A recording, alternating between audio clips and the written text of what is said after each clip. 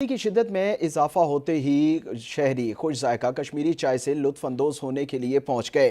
चाय में शामिल पिस्ता, बादाम और इलायची जैसे अज्जा सेहत बख्श होने के साथ साथ जिस्म को गर्म भी रखते हैं। इस हवाले से देखते हैं पाकपतन से महमूद अहमद की ये रिपोर्ट। सर्दी की शिद्दत में इजाफा होते ही सर्दियों की मशहूर सौगात कश्मीरी चाय की मांग में भी इजाफा हो जाता है। चाय की भीनी भीनी खुशबू और जायके में इतनी कशिश होती है कि लोग दूर दूर से खिंचे चले आते हैं। दीगर शहरों की तरह शहर फरीद पाकपतन में भी मेवजात के मिलाप से बनी खुश जायका कश्मीरी चाय की दुकानों पर शहरियों की बड़ी तादाद, जिनमें बच्चे और बड़े, सभी चाय की चुस्कियों से लुत्फ अंदोज होते नजर आते हैं। शहरियों का कहना है कि कश्मीरी चाय में शामिल पिस्ता, बादाम और इलायची जैसे अज्जा सेहत बख्श होने के साथ साथ जिस्म को गर्म रखते हैं।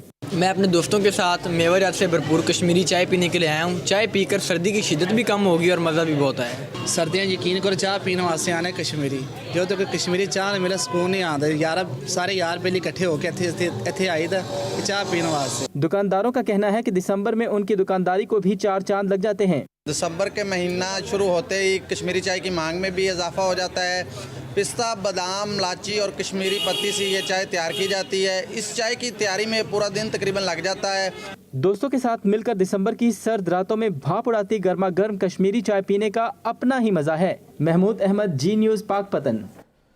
बड़ो पंजाब के नारे हवा में उड़ा दिए गए। चुनिया में